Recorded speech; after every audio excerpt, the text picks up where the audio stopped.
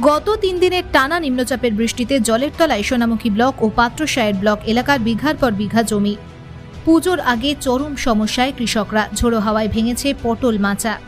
নিম্নচাপের জেরে টানা 3 দিন এক নাগাড়ে বৃষ্টি হচ্ছে রাজ্যের অন্যান্য প্রান্তের পাশাপাশি বাঁকুড়া জেলার সোনামুখী ও পাত্রসায়ের ব্লকের বিভিন্ন প্রান্তে। সোনামুখী ব্লকের নিত্যানন্দপুর, বেলোয়া, রাধামোহনপুর, অন্যদিকে পাত্রসায়ের ব্লকের নারায়ণপুর গ্রাম পঞ্চায়েতের চর গোবিন্দপুর, পাঁচপাড়া, ঘোড়াডাঙ্গা, টাশুলি এই এলাকাগুলিতে মূলত কৃষি প্রধান মানুষের বসবাস। এই সময় কৃষকদের অধিকাংশ জমিতে রয়েছে ফুলকপি, বাঁধাকপি এবং পটল। কৃষকরা জানাচ্ছেন এই সবজিগুলিতে মুনাফা অন্যান্য চাষগুলির থেকে একটু বেশি হয়। এই চাষ করতে খরচাও অনেক ব্যয়বহুল, তাই তারা মহাজনের কাছে ঋণ করে বিঘার পর বিঘা চাষ করেছেন ফুলকপি, বাঁধাকপি, পটল, বেগুন সহ ইত্যাদি সবজি। গত কয়েকদিন টানা বৃষ্টির জেরে এই সবজির জমিগুলি এখন জলের তলায়, মাথায় হাত কৃষকদের।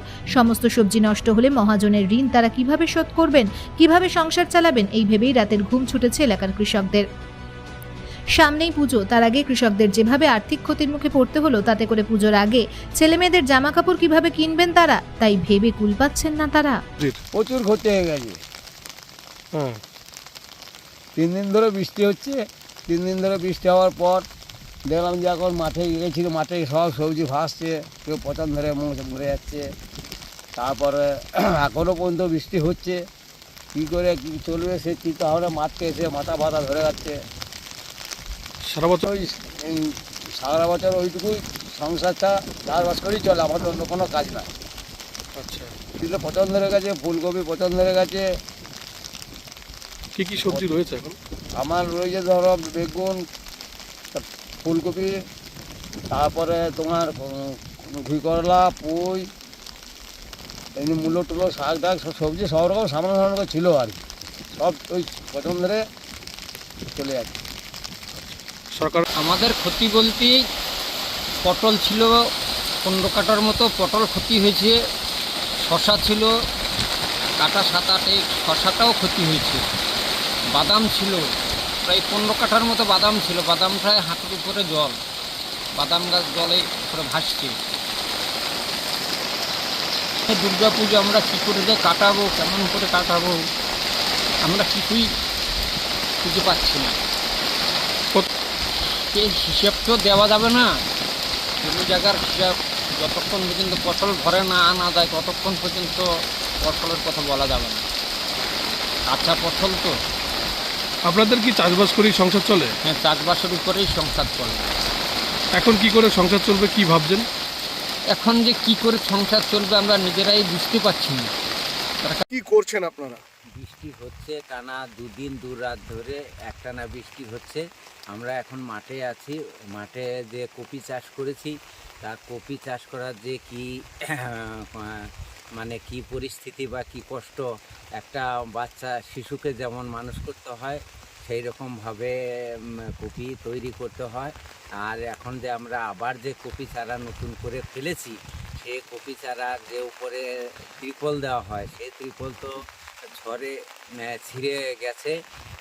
বাড়ির মেয়েদের সব শাড়ি কাপড় এনে তার উপরে দেখি কোনো রকমে ওই চারাগুলো রক্ষা করা যায় নাকি। মানে কতটা সমস্যায় পড়ছেন, আর কি কি রয়েছে এলাকায় এখন সবজি চাষ? এখন এলাকায় আছে কপি আছে, বেগুন আছে, পটল আছে, সবেরই তো ক্ষতি হবে। তারপরে ধান আছে, ধান তো সব শুয়ে পড়েছে, সবেরই ক্ষতি। কতটা আতঙ্কে রয়েছেন? আপনাদের জীবিকা কিভাবে চলে? এখন আমাদের তো চাষই প্রধান জীবিকা, চাষ করেই আমরা সমস্ত কিছু আমাদের চাষ থেকেই হয়। কিন্তু চাষের যা পরিস্থিতি এখন তো সবাইকে সবাইকে নিয়ে ছেলেপেলে নিয়ে বাঁচাই আমাদের কষ্ট। এই যে এখন ক্ষতি হচ্ছে এই পটল, কপি, আমাদের কপি চাষটা এখানে সব থেকে বড় চাষ, এইটা হলো খরচা বেশি। যেমন একদিকে কত খরচা? মোটামুটি 25-30 হাজার টাকা খরচা হয়, 8,000 থেকে 8,500 পোয়া লাগানো হয়। মানে এই যে টাকা, এই টাকা কোথা থেকে আপনারা পান? এটা আমাদের ওই যে ওষুধের দোকান আছে, চাপানের দোকান আছে, ওইখান থেকে আমরা এখন ওইখান থেকে আমরা ধার করে আনি, তারপরে কপি হলে পরে দেই। এই বৃষ্টিতে কতটা ক্ষতি হবে? এই বৃষ্টিতে কপি থাকবে বলে আশা নাই, কেননা এখন আর জল জমি থেকে বেরোচ্ছে না, আর জলে ডুবে গেছে। আর যদিও 2-4 দিন পরে এই বৃষ্টি কমে, তাহলে কিন্তু গাছ ঝুমে মরে যাবে, ওখানে জমির জল বেরোচ্ছে না রোদের জন্য। তাহলে যদি কপি না হয় তাহলে মহাজনের ঋণ শোধ কি করে শোধ? এই যে এখন তো মানে সরকারি সাহায্য ছাড়া আর কোনো রাস্তাই নাই, এত ঋণ করে এত চাষ করা মানে মানে এটার উপরেই কি আপনাদের সংসার চলে? এই আমাদের এখন এই কপি চাষটাই বেশি ভরসা, তা কেন আপনাদের ধান সংসার চাষ কিভাবে কম চলে? এখানে। সংসার কিভাবে চলে? সংসার এখন এই খেটে খুটে এটা সেটা আছে, এই একটু 10 কাটা 15 কাটা পটল ছিল, সে মাচা পড়ে গেছে, সে মাচাও হওয়ার আশা নাই, সে মাচা মাটিতে পড়ে গেছে ঝড়ে। কতটা ক্ষতি হবে? ক্ষতি তো পুরোটাই ক্ষতি, এর মধ্যে আর ক্ষতি আর বাকি কিছু নাই, যা ঝড় হয়েছে এতে বাকি কিছু নাই। কোন এলাকায়? এটা চর গোবিন্দপুর পাত্রসার থানা। আশেপাশের গ্রামগুলি একই অবস্থা। কি অবস্থা সব জায়গায়, এটা তো একটু অর্ধেক জায়গা নিয়ে হচ্ছে না, তবে আমাদের গোবিন্দপুরটায় কপি চাষটা একটু বেশি, এইখানটায় ক্ষতিটাই বেশি হবে। কতদিন ধরে বৃষ্টি হচ্ছে?